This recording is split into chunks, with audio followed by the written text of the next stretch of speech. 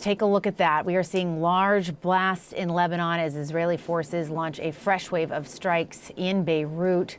CNN international correspondent Jomana Karache is there now. And Jomana, we are seeing a number of blasts tonight. Well, Jessica, as we have been speaking over the past couple of hours, we've seen strike after strike on the southern suburbs of Beirut. I'm going to try and step out of the shot for a minute and see if Clay can zoom in a bit. As you can see, this is a strike that's happened in the last 15 or 20 minutes or so, and it seems to have triggered secondary explosions. We are continuing to hear blasts from the site of that strike, and you can see the smoke in the distance. At least I can see this, not sure we're capturing that in the camera, a thick black plume of smoke rising in the distance, and we have seen these constant flashes of red that at times have lit up the night sky, and we are continuing to hear these continuous blasts from the site of that strike. It's unclear right now what was targeted, but this is very close to another strike that we were speaking about a short time ago, Jessica. And this is an area of Beirut, the southern suburbs, that has had a heavy presence of Hezbollah, but it is also one of the most densely populated parts of Beirut. And this has been the focus of Israeli military strikes in the capital over the past 10 days or so.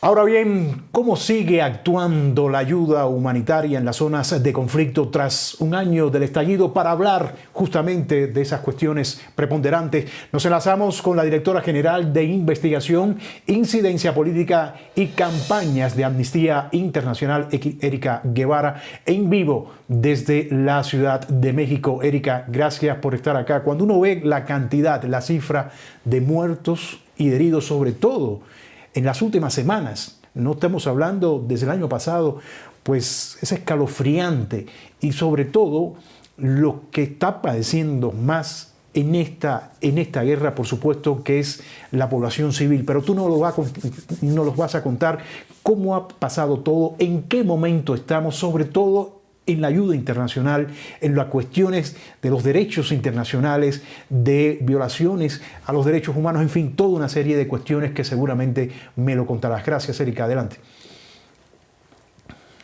Gracias, Rey, por el espacio, por la invitación, como siempre. Lamentablemente estamos ya a un par de días que se cumple un año del 7 de octubre, ese día que ha marcado la historia, lamentablemente, de nuestros últimos años, un conflicto que hoy día se extiende, un conflicto que ha dejado devastadoras consecuencias en la vida de millones de personas. Escuchábamos ya en tu programa el testimonio de Sergio, estos ataques de Hamás y otros grupos armados que generaron terror, ataques que hoy día el procurador de la Corte Penal Internacional investiga como crímenes en contra de la humanidad, que dejaron un saldo de 1.200 personas asesinadas, 250 personas rehenes, de las cuales 100 se encuentran todavía en manos de Hamás y otros grupos armados en Gaza, muchas de ellas que se ha confirmado han muerto y otras que se encuentran con vida, pero con el eminente riesgo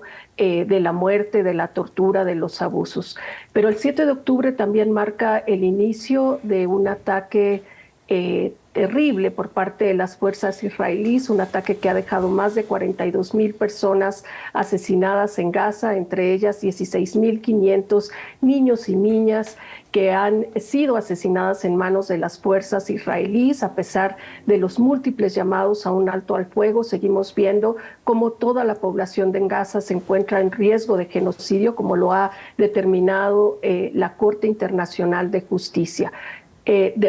Durante estos 12 meses, Rey, Amnistía Internacional ha documentado gravísimos crímenes bajo el derecho internacional, crímenes de guerra, violaciones graves al derecho internacional humanitario, entre ellos la destrucción, casi del 80% de la infraestructura en Gaza, infraestructura que incluye escuelas, centros de salud, lugares religiosos, etcétera, que te muestra precisamente la intención de destrucción que han tenido las fuerzas israelíes. Son 12 meses de una guerra atroz, son 12 meses de una guerra que ha generado una de las catástrofes humanitarias más importantes de los últimos años, en donde la ayuda humanitaria es insuficiente día con día, minuto con minuto, para atender esta gravísima crisis.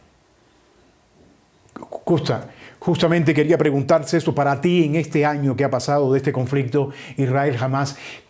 ¿Qué es lo más urgente en este momento? Por supuesto, pasando por eso que decías de la ayuda humanitaria.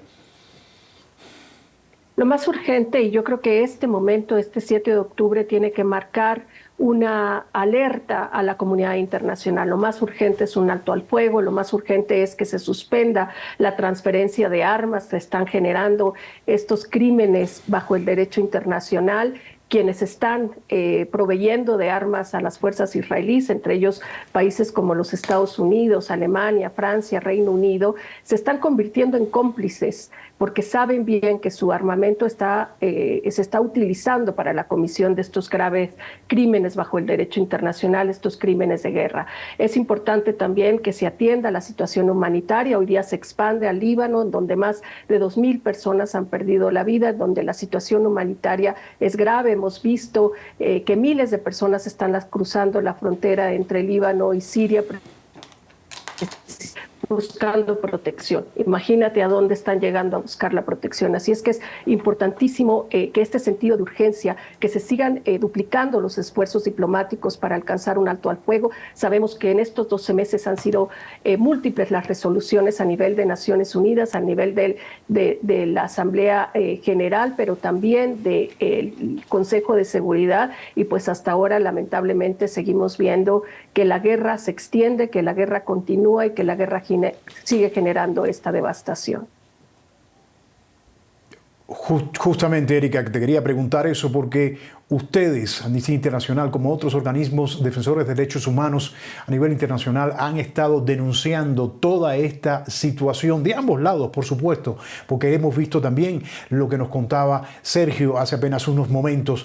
Y eso por un lado, y hemos visto también a naciones que no se ponen de acuerdo, países aliados que no han llegado a ningún acuerdo, y por otro lado, la poca efectividad de lo que ha podido hacer organismos multilaterales. Todo esto para mí marca un precedente de que nadie le puede poner freno a esto. No sé, ¿cuál es tu opinión?